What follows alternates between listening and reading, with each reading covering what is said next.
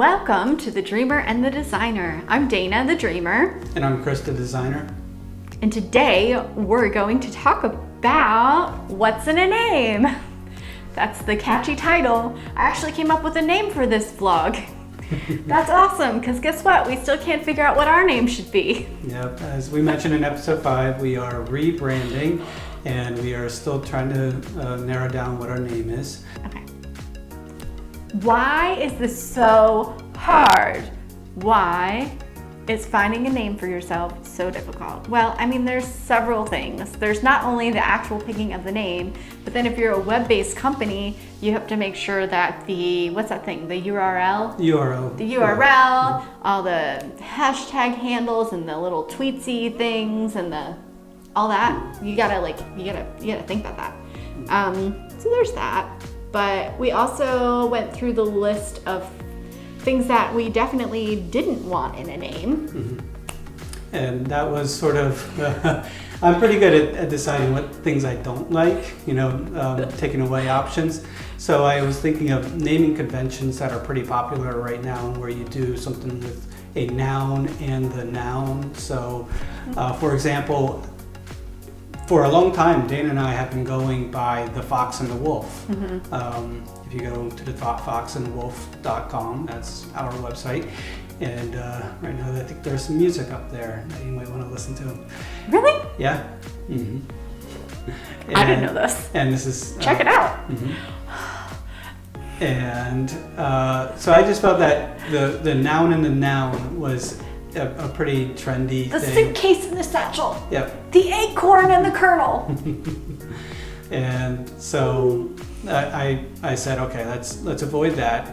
And then another one that I wanted to avoid was a name with a number in it. And to be honest, I have a hard time remembering companies or restaurants that include numbers in their name. No Omnibus 35. Yeah. Mm-hmm.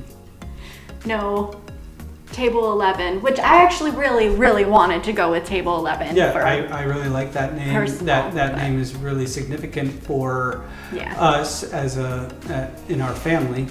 But no numbers. So no numbers, no noun and noun. So were there any other restrictions you had put on the process? Well, I really wanted to focus on one word names so that you didn't have to really kind of take a couple seconds to spit out the name. So our current name, C. Brimehurst Media Co., takes a little bit.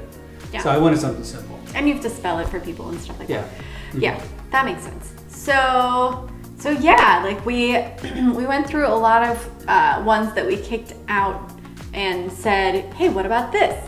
What about that? We're like driving down the road. I'm like, what about road sign? What about railroad crossing? What about leaves of grass? Like that kind of thing. So lots of brainstorming's happening, guys. Yeah. And right now we feel really good about a couple names that we've chosen. Mm-hmm. Yeah. And so we've actually submitted them to our personal focus group.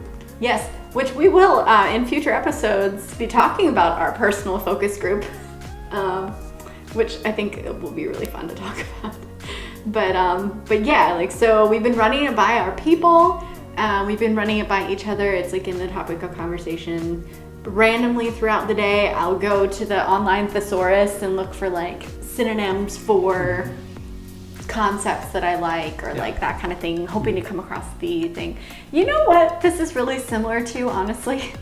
When we picked our name for our daughter. Yep.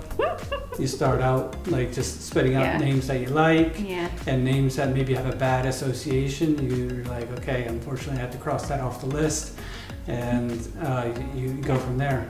It's like that. It's like naming your baby. Mm-hmm. But you know what, the good thing with us is that it was a surprise. The gender of our baby was a surprise. And then when she was here, finally arrived, we both separately saw her and thought the exact same name.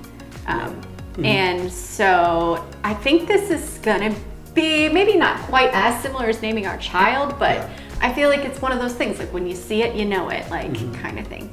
So I'm just having faith in that. So anyway, thanks for tuning in and listening to us talk through what the process has been for us. I hope it's helpful. Have you had trouble naming things before? What kinds of things do you do to decide to make big decisions on things like this in your branding process? So, give us a shout, let us know, and we will see you next time. See ya. Bye.